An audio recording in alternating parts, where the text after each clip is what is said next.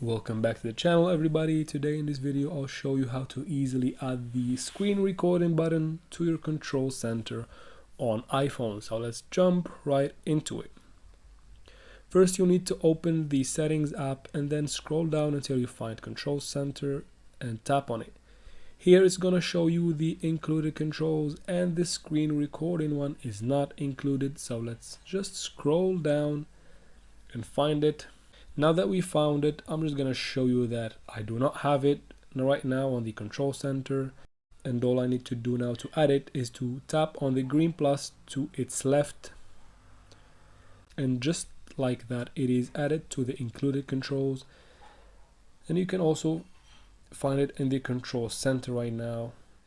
As I can see, I'm using it right now, and I can always long press it to have more options, like to where I want my video to be saved.